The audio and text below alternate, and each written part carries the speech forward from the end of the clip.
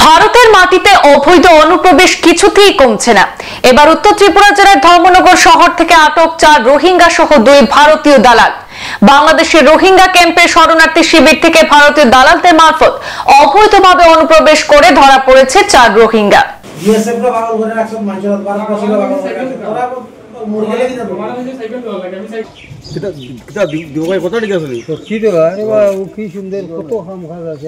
জানা গেছে শুক্রবার দুপুরে গোপন খবরের ভিত্তিতে ধর্মনগর শহরের রাজবাড়িস্থিত আইএসবিটি থেকে বিএসএফ এর জি ব্রাঞ্চের জওয়ানরা 4 রোহিঙ্গা সহ ভারতীয় 2 দালালকে আটক করে।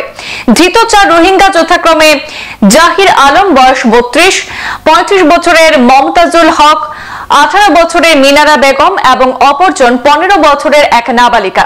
তাদের প্রত্যেকের বাড়ি বার্মায় হলেও তারা বাংলাদেশের রোহিঙ্গা ক্যাম্পের শরণার্থী শিবিরে বসবাসকারী। সেই সাথে 2 ভারতীয় দালাল যথাক্রমে ঊনকোটি ত্রিপুরা জেলার কৈলাসহরের যুবরাজনগরের 45 বছরের আব্দুল মনির এবং টিলাবাজারের অপরজন 30 বছরের কামরুল হোসেনকেও আটক করা হয়েছে। ধৃতদের মধ্যে এক রোহিঙ্গা যুবক জানিয়েছে তারা মাথাপিছু 25,000 টাকা দালালকে দিয়ে অবৈধভাবে কৈলাসহর সীমান্ত টপকে ভারতের মাটিতে প্রবেশ করেছিল। পরে সেখান থেকে তারা ধর্মনগর আইএসবিটিতে আসে। আইএসবিটি থেকে আসামের বদরপুর হয়ে দিল্লি যাবার কথা ছিল তাদের। মূলত কাজের সন্ধানে ভারতের মাটিতে প্রবেশ করেছে তারা, এমনটাই জানিয়েছে। অপরদিকে বিএসএফ সূত্রে খবর, তাদের কাছে গোপন খবর ছিল যে বৃহস্পতিবার রাতে বাংলাদেশ থেকে অবৈধভাবে কয়েকজন বাংলাদেশি ভারতে প্রবেশ করেছে, আর সেই খবরের ভিত্তিতে অভিযান চালিয়ে তাদেরকে আটক করা হয়েছে আজ। বর্তমানে ধৃতদের কৈলাসহরে নিয়ে গিয়ে তাদের হেফাজতে রেখে জোর জিজ্ঞাসাবাদ চালিয়ে যাচ্ছে বিএসএফ জওয়ানরা। খতিয়ে দেখা হচ্ছে তাদের অবৈধভাবে ভারতের মাটিতে প্রবেশের আসল রহস্য।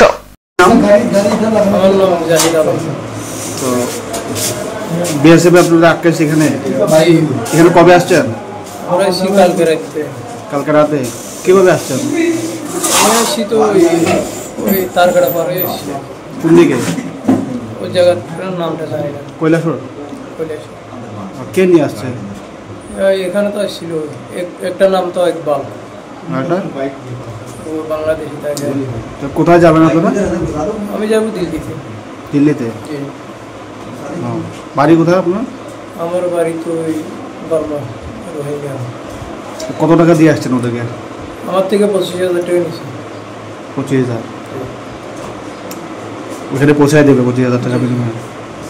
সংবাদ এই পর্যন্তই, ফিরছি পরবর্তী অন্যান্য আপডেট নিয়ে। ধন্যবাদ।